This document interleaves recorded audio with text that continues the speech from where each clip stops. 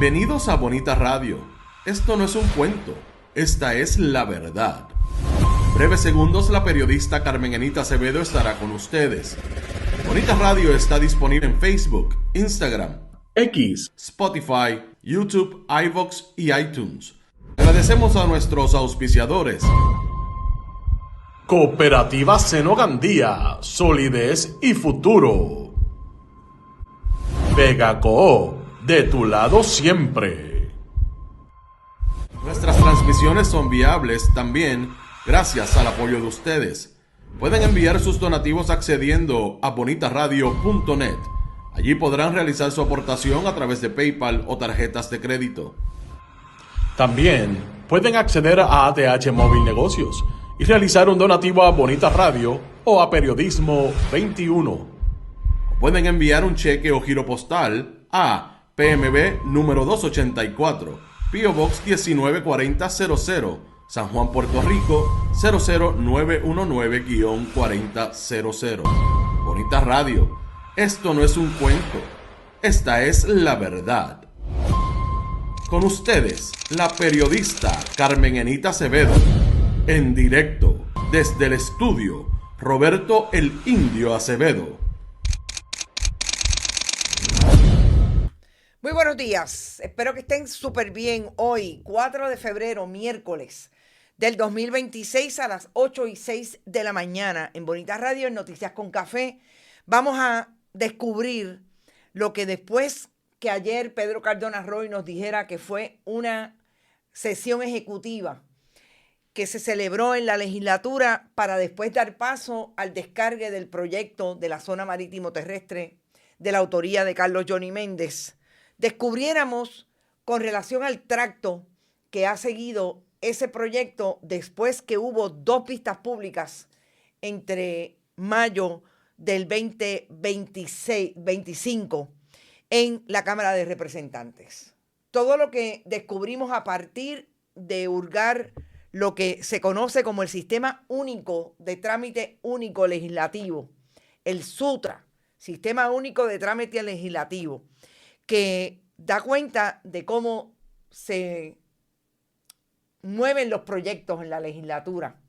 Específicamente este proyecto de la zona marítimo terrestre, que todos los que han estado participando en vistas, pero sobre todo fueron menos los que fueron, qué raro, recibieron muchas participación de organizaciones a través de memoriales escritos. Han establecido que aunque es necesario redefinir la zona marítimo terrestre, este proyecto se coloca amenazando lo que es el desarrollo de esa costa a favor de los desarrolladores. Incluso la American Civil Liberties Union participó de un memorial explicativo dejando una posición clara con relación a este proyecto y lo que amenaza los bienes de dominio público. Vamos a eso, vamos a la gobernadora que finalmente firmó ayer, como dijimos por la tarde, el alivio contributivo, aunque la Junta de Control Fiscal no ha dicho nada sobre el tema. Dijo que no le han llegado los documentos que debe establecer y enviar el gobierno de Puerto Rico para justificar y probar que tiene el dinero para ese alivio contributivo, porque obviamente va a suponer que de acuerdo a cómo usted salga en esa nueva tasa contributiva, puede recibir o no un reintegro. Importante, sigue siendo falso que haya un cheque de alivio contributivo. De plano, como tiene que ser. Y creo que tengo algún otro tema. Sí, un tema de la Universidad de Puerto Rico, positivo por un lado. Por otro lado, siguen pidiendo, esta vez el Senado Académico del Recinto Universitario de Río Piedras, pide la renuncia de la presidenta Sayira Jordán Conde. Vamos a ir a Estados Unidos breve, porque hay una nota que no he comentado que quiero comentar. Pero antes voy a ustedes, recuerden que siempre pueden apoyar nuestro proyecto a través de este chat cuando estamos en vivo. Por ahí está Irving Maldonado, que llegó primero, Edgardo Núñez, Humberto López Rodríguez, Gracias, Irving, por tu aportación. A Ixes Camilo, Luz Díaz desde Winter Garden, Efraín Borrero, Iris Minerva Elías desde Michigan, con mi amiga Heidi, con mi hija Heidi. ¡Qué chévere! ¡Qué bueno que están por ahí! Iris Minerva, un saludo y un abrazo fuerte. Que espero que no tengas mucho frío, aunque lo dudo. También está por ahí Maritza Figueroa, Olga Inés, Vivian López Pérez. Está Heidi, obviamente, presente en la casa, Hilda Rodríguez, Luis Daniel, Clara Ivette Rosario, Berenice, Norma Rivera desde Sidra. Saludos, Norma. Norberto Cancel, Yanni, como siempre por ahí fajá tempranito. Nelson Guzmán, invítate a todo el mundo como siempre. Jorge Caraballo, Mick Bernie, Ilka, Delia Martínez, Dali Martínez, Jorge Caraballo, Rita Guzmán desde Cabo Rojo, desde el este de Humacao, Nilda Cruz. Hacía días que no te veía o no te mencionaba. María Isabel Santiago, Ramón Ramos, Sandra Infanzón, Miguel Rivera desde Pensilvania, Víctor Lozano. Saludos, Carmen Enid. Saludos a ti también, Víctor. Edgar García, Papo Donel, mi amigo Papo desde Florida, que está nevando en Florida. Pero pueden creerlo, Papo, cuéntanos, ¿cómo te va con nevadas en Florida? Ariel Cartagena, David Irizarry, Estrella Luna, Carmen Rivera Pagán, Chaca Downs, Sigfredo. Por ahí está saludos a la más bonita. Gracias, Sigfredín.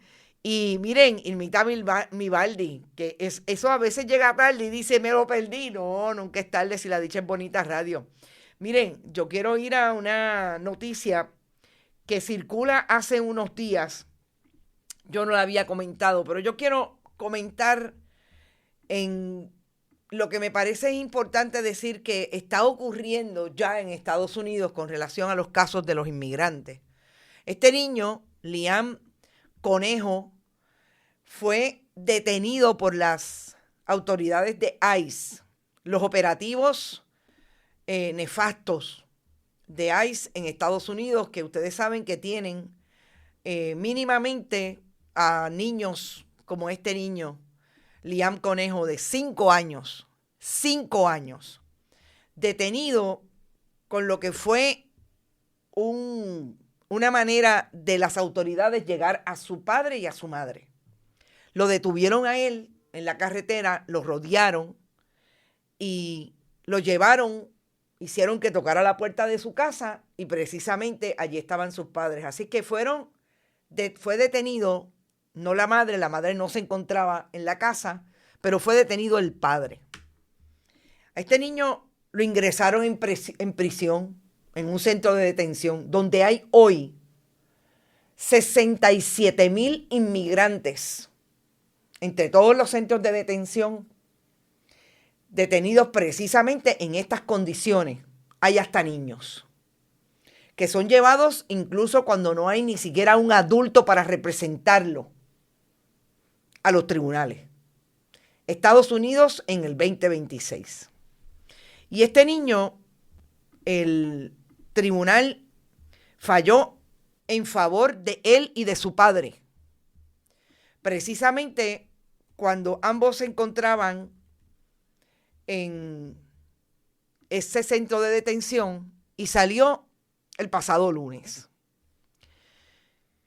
Se ha vuelto viral todo lo que tiene que ver con Liam Conejo y su padre, precisamente por lo que estamos tratando de establecer para que se entienda qué es lo que ocurre en Estados Unidos y específicamente en Minnesota, el caso de Liam Conejo Ramos y su padre, Adrián Conejo Arias. Porque no hay manera de mirar esto de otra forma que no sea estableciendo qué es lo que quiere hacer Donald Trump en Estados Unidos con los inmigrantes con estatus migratorio no definido. Que de hecho, no solamente el tribunal criticó y estableció que estaban ilegalmente detenidos, porque es que aparentemente sus padres, sobre todo su madre, son ecuatorianos, de origen ecuatoriano, están en trámites para obtener, como el caso de la mayoría de los detenidos, el estatus migratorio definido en Estados Unidos. Yo quería comentarlo para insistir en aquellos que se pasan troleando en nuestras redes diciendo que exageramos, que deje de estar hablando de lo que está ocurriendo en Estados Unidos porque aquí hay muchas cosas pasando. Uno de los grandes problemas de esa gente que habla exclusivamente del entorno en que se encuentra es la miopía que tienen para poder analizar lo que está ocurriendo en Puerto Rico versus con el contexto de lo que ocurre en el mundo. Puerto Rico es una isla en el Caribe que participa de cómo se construyen las democracias en el mundo entero, las más cercanas y las más lejanas.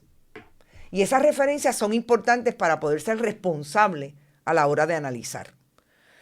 Ese es el caso de Liam Conejo y quería traerlo con este final que hasta el momento yo no voy a dudar que puedan querer intervenir con esta familia nuevamente, pero hasta el momento están a salvo. Después que los tribunales hayan determinado, en este caso un juez de allí, de Minnesota, que estaban ilegalmente detenidos y ordenó su liberación y seguirá el proceso administrativo y el proceso en el tribunal. Pero por lo menos están habiendo jueces que se están atreviendo a tomar decisiones en el caso de los inmigrantes en Estados Unidos.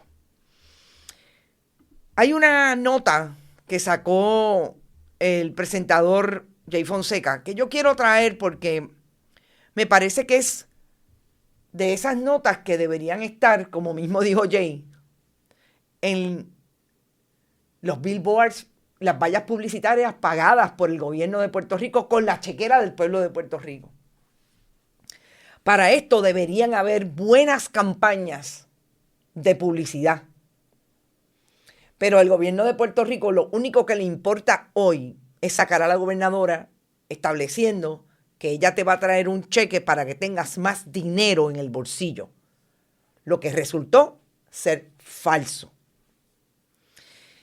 La Universidad de Puerto Rico siempre hemos dicho que a pesar de los pesares y de lo que la quiere destruir, sobre todo el Partido Nuevo Progresista cuando está en el poder, hace de tripas corazones con los buenos recursos que tiene en esa institución.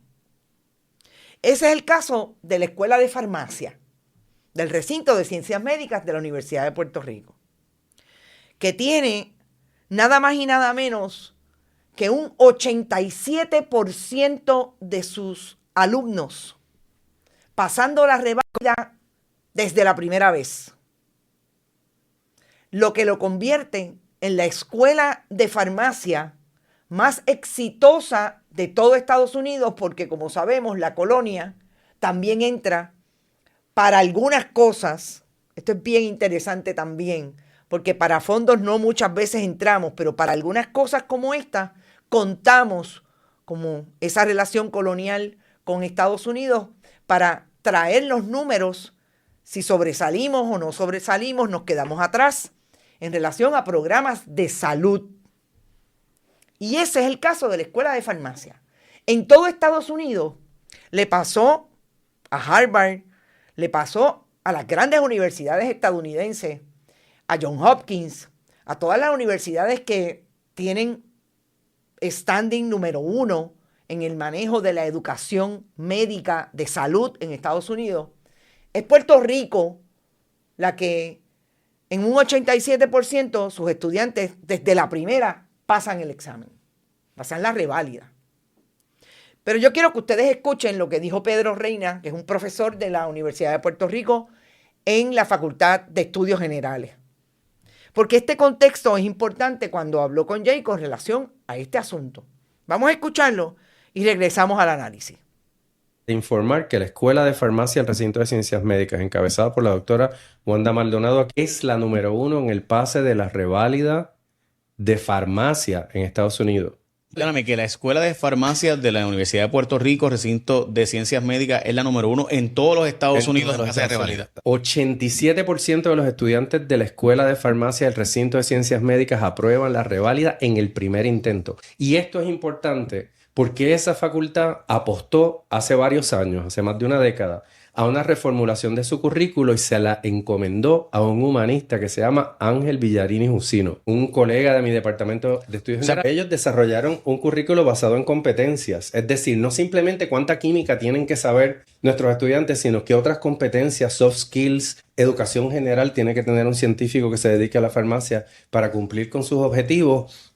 Y mira, mano, tantos años más tarde, en el medio de esta supercrisis, esa facultad de recinto de ciencias médicas le deja saber al país y al mundo que aquí se pueden hacer las cosas bien. Así que estoy seguro que hay otros ejemplos como este. Y yo simplemente tengo que quitarme el sombrero porque estoy seguro que si le preguntas a ellos, están pasando por las mismas vicisitudes. Si tú me preguntaras a mí quién es la escuela de farmacia que más, yo pensaría en Johns Hopkins. O sea, la verdad, o sea, yo en Harvard, maybe Stanford. O sea, y su programa doctoral de farmacia es extraordinario. Así que ahí tenemos un ejemplo de que, ¿verdad? Sumándole a todo lo que tenemos que celebrar, a Sandel Sayas, a Bad Bunny, hay que celebrar a la Facultad de Farmacia. Porque a mí me parece que hay que traer lo que es una excelente noticia, que podría ser una excelente noticia para el gobierno de Puerto Rico. Porque fíjense que lo que Pedro Reina le está diciendo a Jay es precisamente cómo hace por lo menos 10 años, un profesor de la Universidad de Puerto Rico en Río Piedras, Facultad de Estudios Generales, Ángel Villarini Jusino, hizo una reconstrucción curricular, obviamente pedida, solicitada, no abunda, o por lo menos yo no escuché que abundara sobre de dónde salió, pero obviamente tiene que haber sido pedida por el recinto de ciencias médicas y la escuela de farmacia para desarrollar y traer no solamente el currículo, sino en los estudiantes que tuvieran otras aptitudes que no necesariamente estaban dirigidas o sea exclusivamente a quien sabe más química, a quien sabe más ciencia.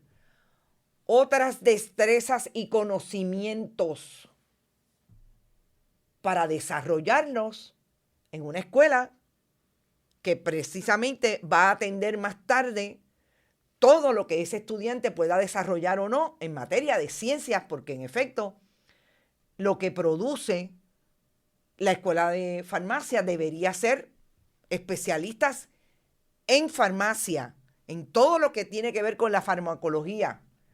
Pero un estudiante que tenga una educación integral y holística,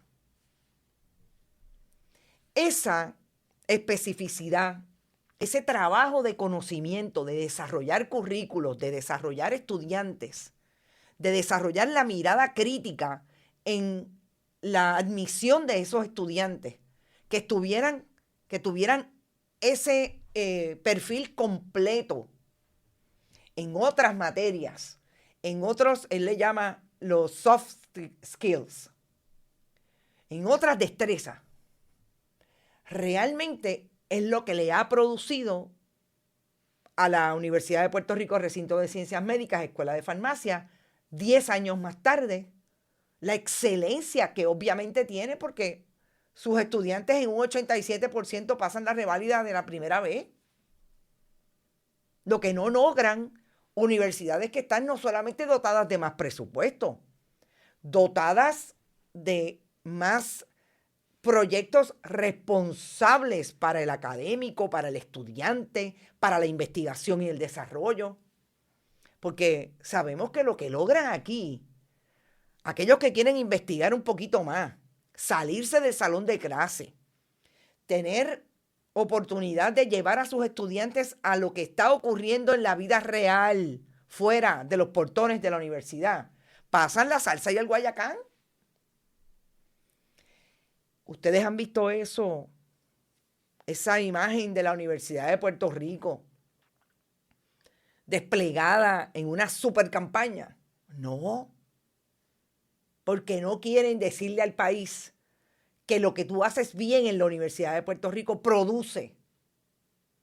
Porque lo que quieren es los bachilleratos de PowerPoint y de grados asociados.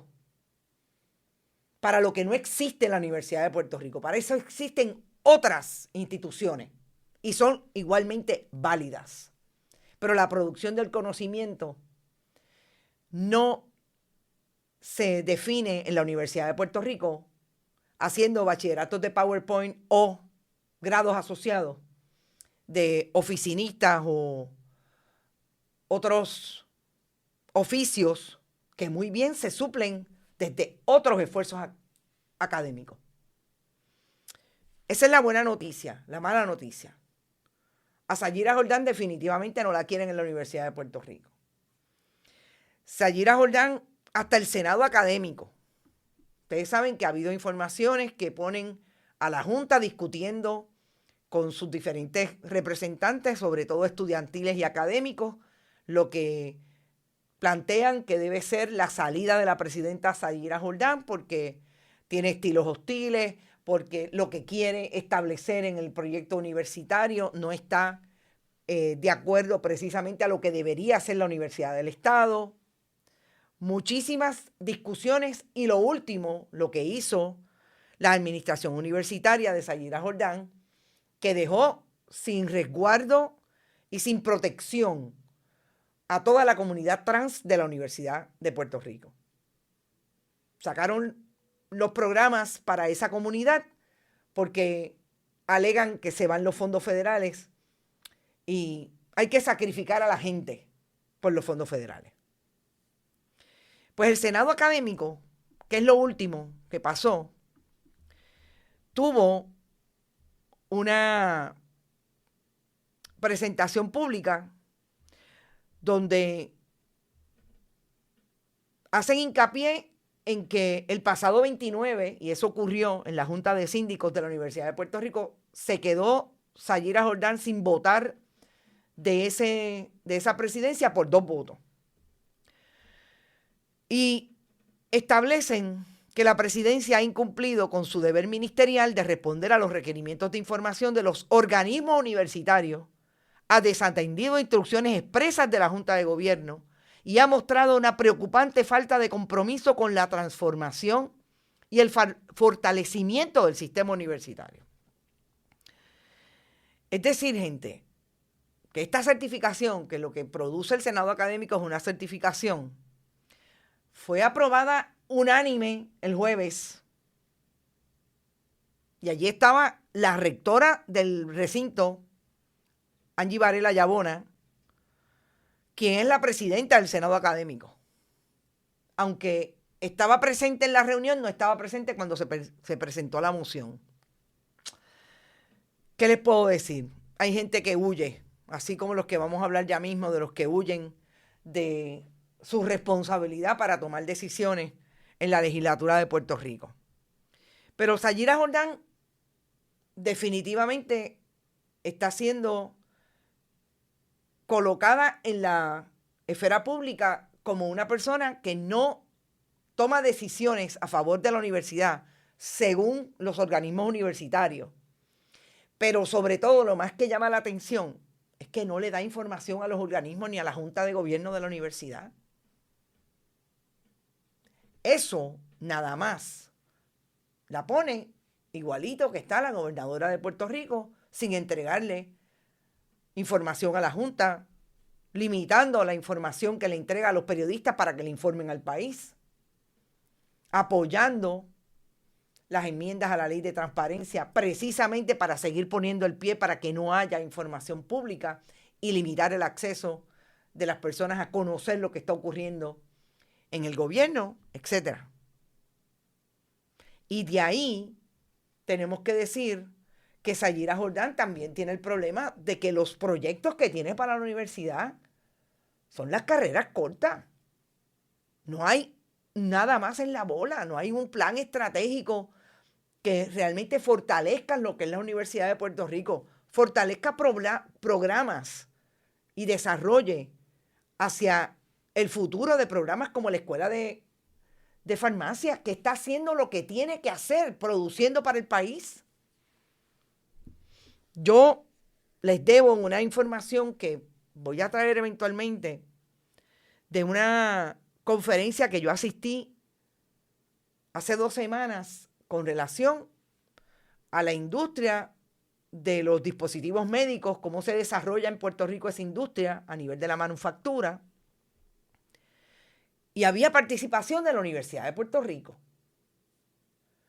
Y todo lo que plantearon allí los científicos y científicas, sobre todo científicas, porque tengo que decir que las 3 ponentes que escuché eran mujeres.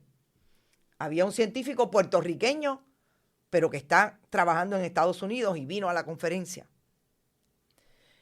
Y el planteamiento era precisamente cómo va a converger ahora mismo lo que la Universidad de Puerto Rico tiene como proyecto bajo la administración de Jennifer González con los grandes proyectos que tiene la ciencia y laboratorios en la Universidad de Puerto Rico.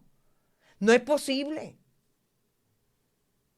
Y el trabajo que pasan esos científicos y esas científicas para hacer su proyecto, que son exitosos, que la industria se queda boba, que la industria dice, ahí es que está el capital del conocimiento que nosotros en la industria necesitamos.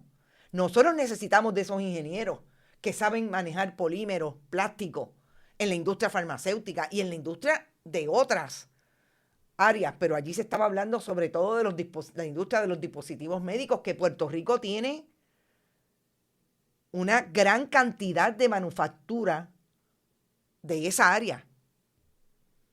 Líder, según la discusión que tenían allí, líder en el mundo con relación a ese esfuerzo.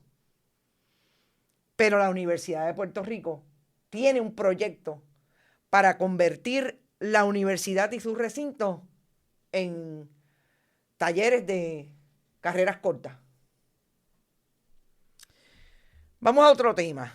Voy a ustedes brevemente y nos vamos al tema que hemos traído con completa información e investigación hoy. No, Nereida, no llegaste tarde. Qué bueno que estás ahí. Gracias por tu aportación. Llegó súper bien.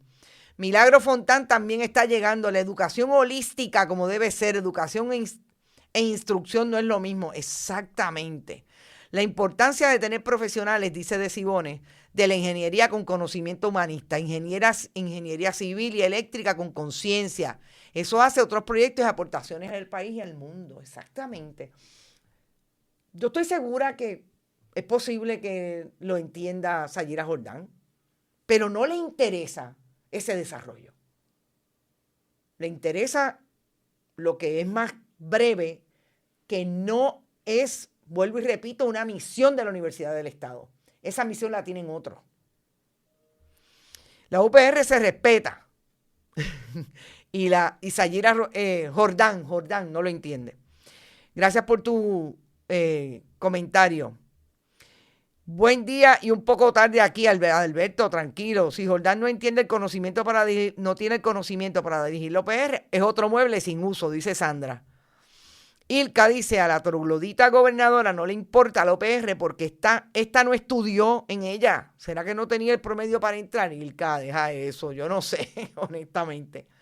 Pero bueno, vamos a la información que parte de lo que me dijo ayer Pedro Cardona Roy, que como ustedes saben lo tuvimos hablando sobre lo que me parecía importante que él nos trajera, de cuáles son las preocupaciones que tiene sobre todo la comunidad científica, la comunidad de agrimensores, planificadores, de lo que es el proyecto de Carlos Johnny Méndez.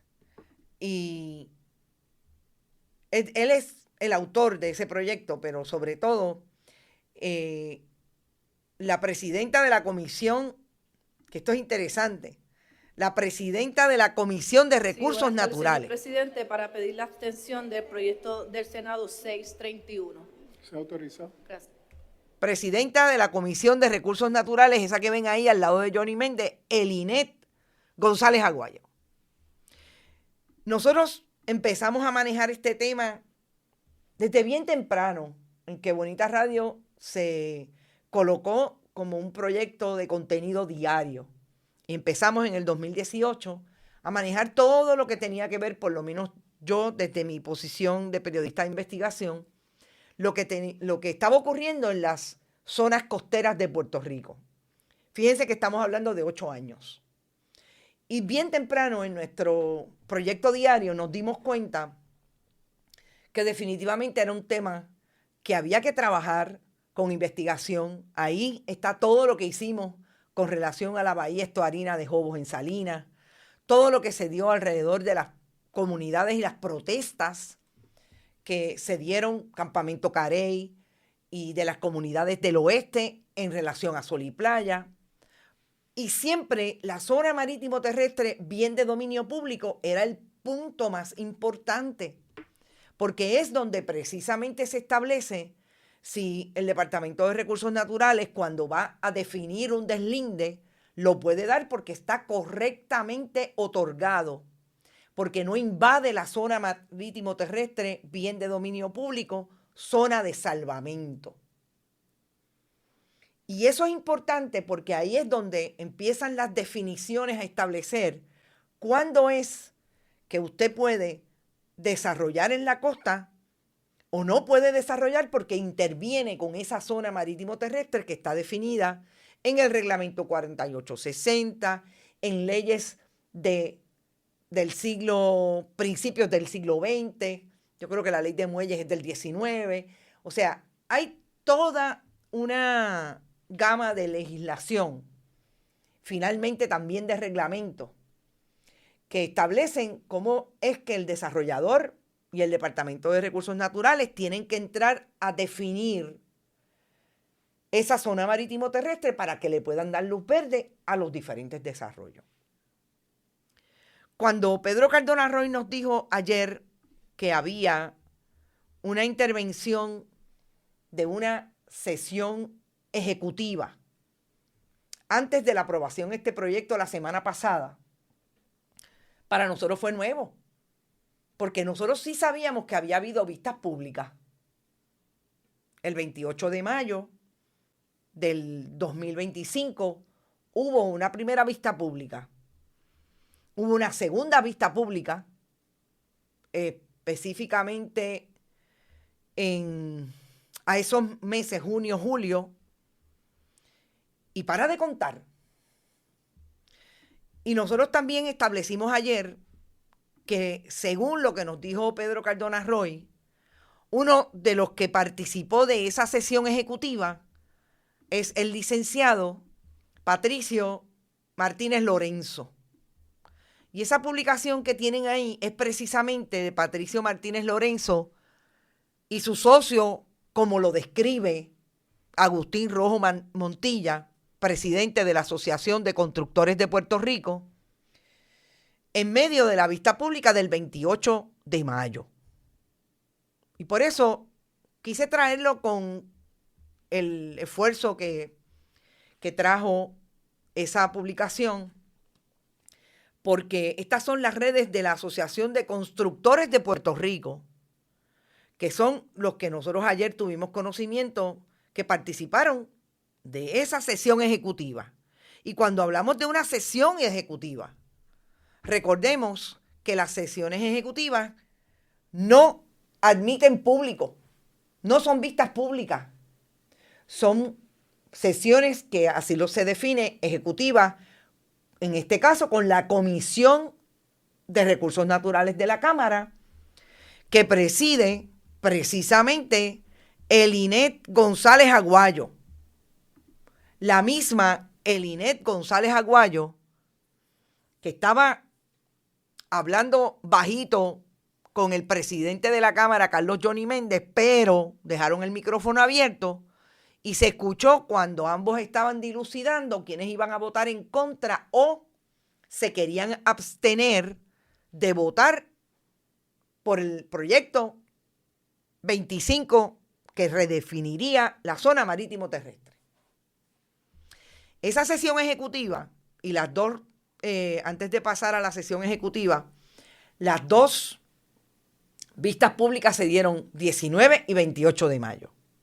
Participan tanto la Asociación de Constructores de Puerto Rico, con la figura de Patricio Martínez Lorenzo, como entre el 19 y el 28, organizaciones como Amigos del Mar, que está en contra del proyecto, y agencias públicas, todas las agencias públicas, hasta el Departamento de Justicia, que no compareció físicamente, pero envió un memorial explicativo, la Junta de Planificación, etcétera, están de acuerdo, vamos para adelante con el proyecto. Esto es lo que se necesita.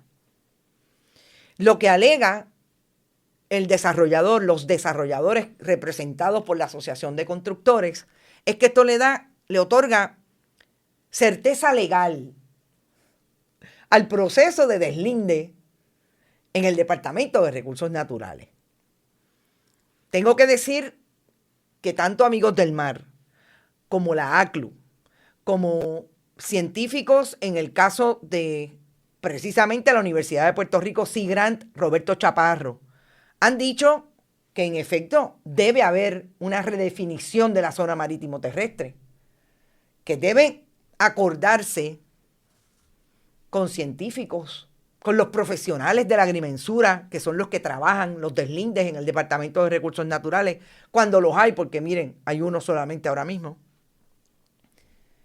Sentados en una mesa, viendo precisamente cuál es el impacto que ha tenido el cambio climático, la erosión costera en Puerto Rico, para entonces entrar en una definición consensuada, porque se supone que en una democracia todo el mundo participe, ¿verdad? Tenga la oportunidad de que se escuche y se pueda sentar con uno y otro a establecer lo que es importante para la protección del derecho suyo y el derecho del otro.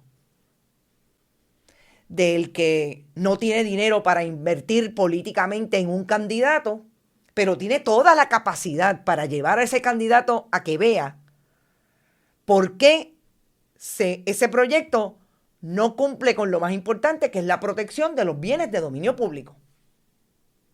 Eso no ocurrió. Eso que plantean incluso Roberto Chaparro, que llevaron al Senado otro proyecto, el 628, que tiene la participación y es traído y elaborado por académicos, científicos, todos los profesionales que atienden ese asunto, que ellos alegan que es un proyecto que se trae con esa mirada de protección de los bienes de dominio público, pero sobre todo con lo que tiene que ver con lo que la ciencia ha dicho desde ya. Y que usted lo tiene que ver cuando pasa por ahí por el último trolley o cuando va a Loíza y va a toda la costa norte y ve hasta dónde llega el mar en momentos en que hay temporada de marea alta, en que está la famosa marea de los muertos. O sea, esa vivencia que tenemos todos los que vamos a la costa y sabemos lo que está ocurriendo, todo eso llevarlo y sentarse a definir con tranquilidad, no a la trágala, un proyecto para redefinir esa zona marítimo terrestre. Pero eso no es lo que quiere Carlos Johnny Méndez ni Elienet González. Y nosotros trajimos la información cuando sacamos el audio que el amigo Néstor Dupré había identificado en la sesión de la semana pasada, cuando Carlos Johnny Méndez dijo que quería dejar retratado a aquellos que no querían votar por el proyecto o que se querían abstener, pero después iban a su oficina a pedirle favores. Revanchista el Johnny Méndez, ¿no? Cuando yo veo lo que dice el tracto, me doy cuenta que ese proyecto estuvo durmiendo el sueño de los justos hasta noviembre 13 del 2025.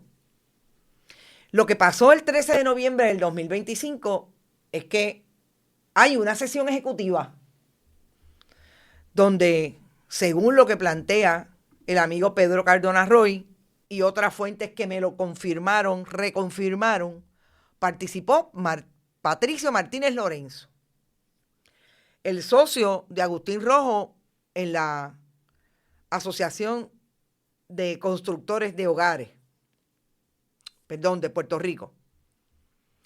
Después del 13 de noviembre se envió,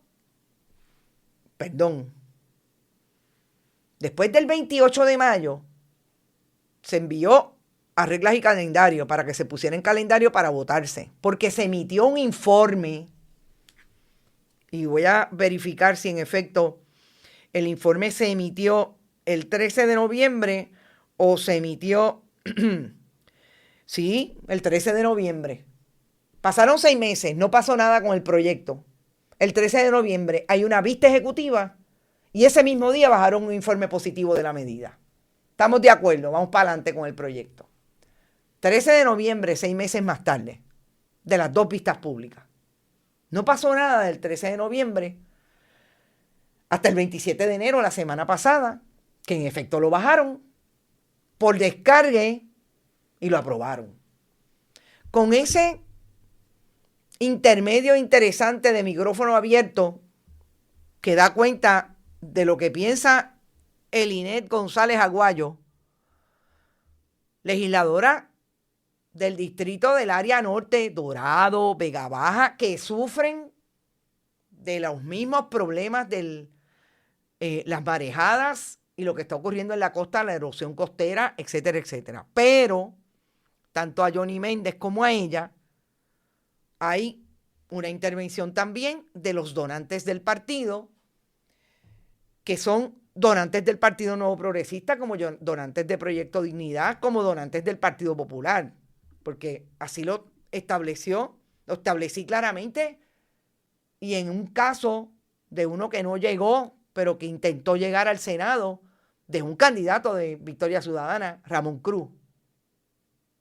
Vamos a decirlo como es. Así está en el registro de los donantes de los partidos políticos. Pues nosotros sacamos todo lo que le dan a los diferentes políticos.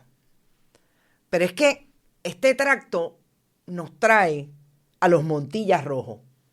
Y digo los Montillas Rojos porque aunque el presidente de la Asociación de Constructores de Puerto Rico es Agustín, el que está a mano derecha, Rafael E. Rojo Montilla, su hermano, que fue también directivo de esa organización, es desarrollador igualmente y donante de políticos electos en Puerto Rico del Partido Nuevo Progresista, del Partido Popular y de Proyecto Dignidad. De Proyecto Dignidad, sí, porque yo lo he dicho antes y es que es interesante porque los Estuve también le dan dinero a Joan Rodríguez Bebe. Pero los Rojo Montilla, los que están interesados en intervenir en la costa, le dan dinero a Joan Rodríguez Bebe, a Tomás Rivera Chats, a Carlos Johnny Méndez, a Gabriel Rodríguez Aguiló,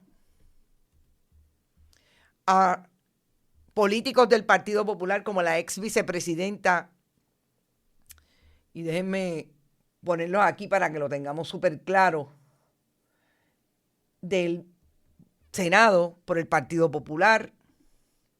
Le dan a Ramón Luis Rivera,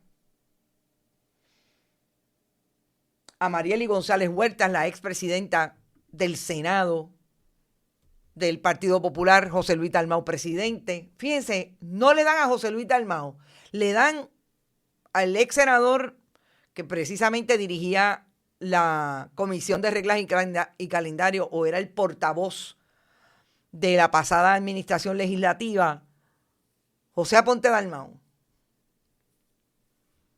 Le dan a los líderes legislativos, también al alcalde de Bayamón, a Miguel Romero, alcalde de San Juan, a Tartito Hernández, el que era presidente de la Cámara del Partido Popular, a Eddie Charbonnier, el representante. Dije José y es Javier Aponte Dalmau. Estos son los hermanos Rojo Montilla, dándole dinero a manos llenas a Jennifer González, a Pedro Pierluisi.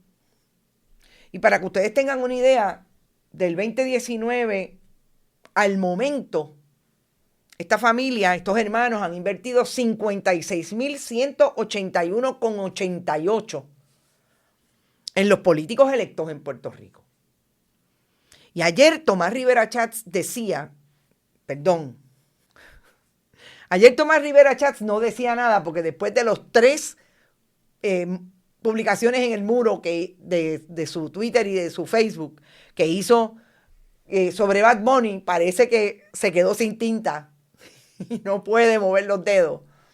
No, ayer Tomás Rivera Chats no dijo nada.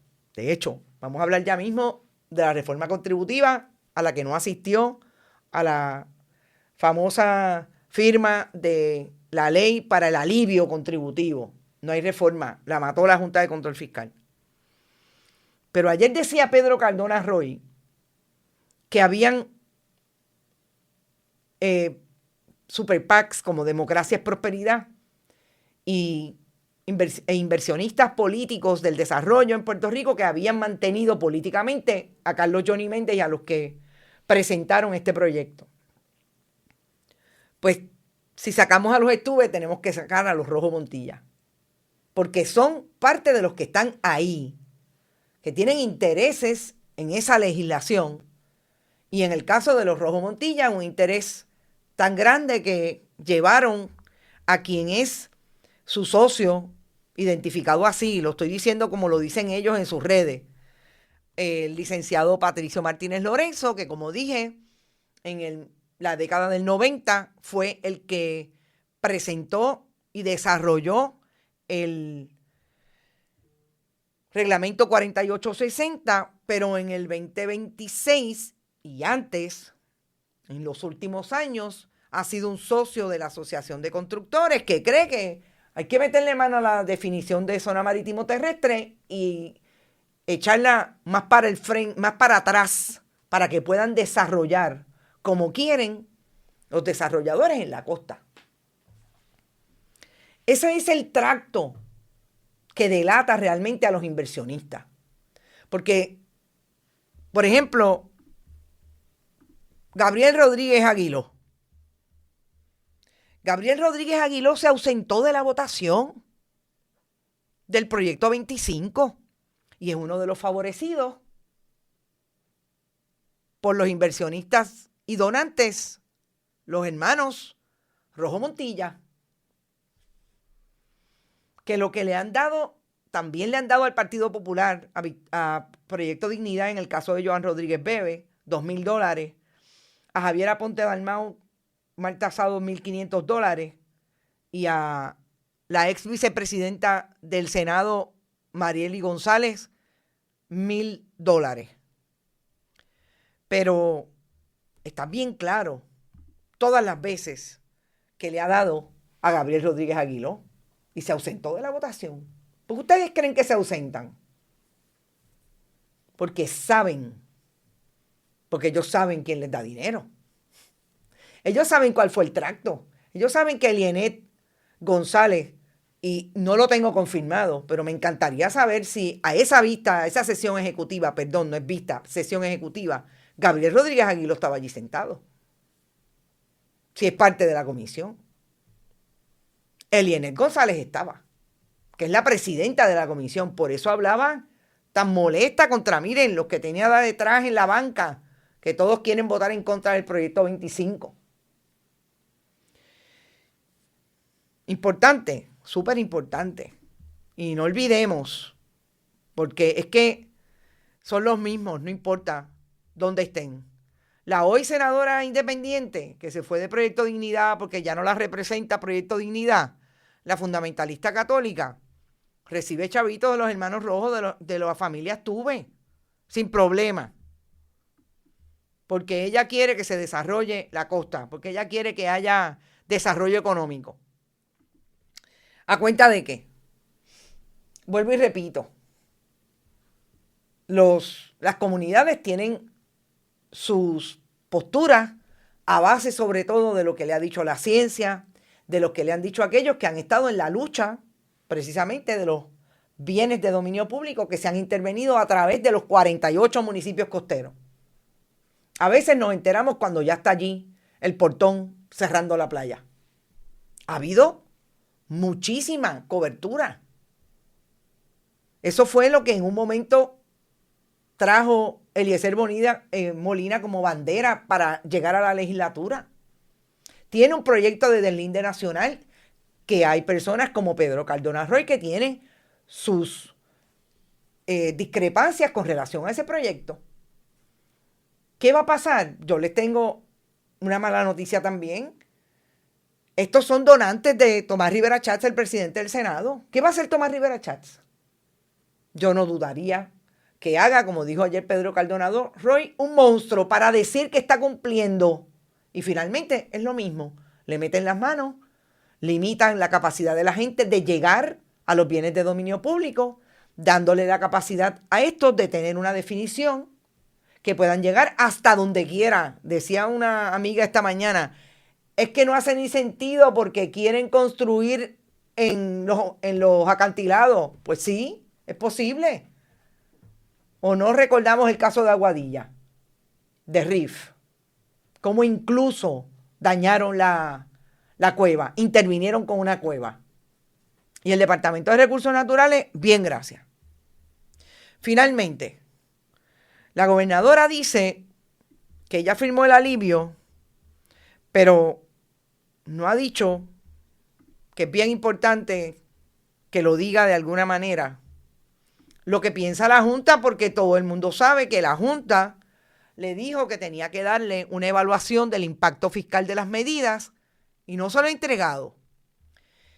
Y ayer, la persona que es la portavoz de la Junta de Control Fiscal en ese organismo dijo, antes que la gobernadora firmara, precisamente que la Junta no había recibido los documentos y que hasta que la Junta no reciba los documentos de ver cómo impacta el presupuesto, la caja, esta medida, de dónde sale el dinero, si realmente hay dinero para subvencionarla, pues no puede emitir un comentario. Y yo he estado desde anoche verificando, y de hecho déjenme verificar ahora mismo, verificando el portal de la Junta, porque yo sé que ellos le filtran eso a ciertos medios, pero aquí uno puede ver si ellos han radicado algún documento que tenga que ver con eso, porque después que ellos reciben, casi siempre le envían una carta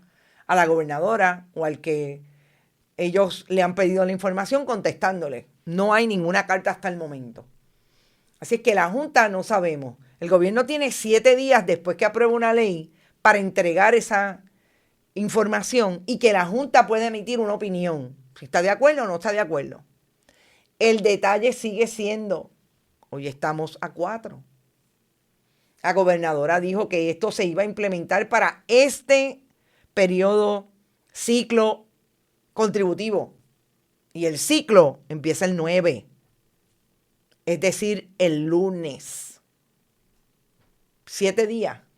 La Junta se va a tardar hasta, se empezó ayer, hasta el martes. Perdón, esos 7 días yo me imagino que serán, no calendario, que serán laborables. Pues el jueves. Seguimos estando en el mismo lugar.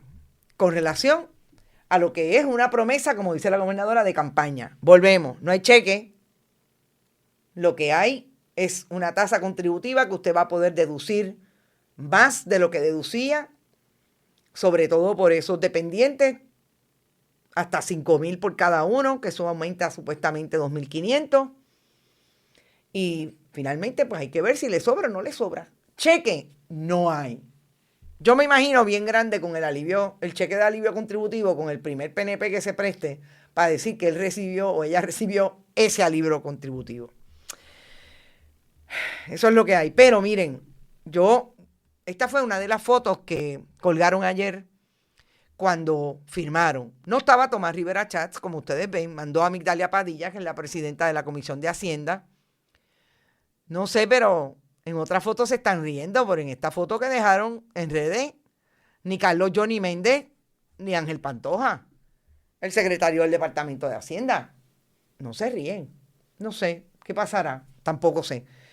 Nos fuimos. Gracias, gente, por estar. Recuerden que pueden donar a nuestro proyecto a través de PayPal y tarjetas de crédito. Gracias, Heidi, por tu aportación en este chat. Siempre que estemos en vivo, PayPal, tarjetas de crédito en fundacionperiodismo21.com y bonitasradio.net. Siempre en Periodismo 21 ATH Móvil y Bonita Radio ATH Móvil. Si quieren enviar cheques o giros postales, pueden hacerlo igualmente a nombre de Periodismo 21 o de Onda Virtual, que es la corporación dueña de Bonita Radio. Gracias por eso, y saben que comenten los contenidos. Empezaron a fluir las suscripciones. Díganle al mundo que se suscriban a Bonita Radio. Importante para seguir aumentando. Orgánico.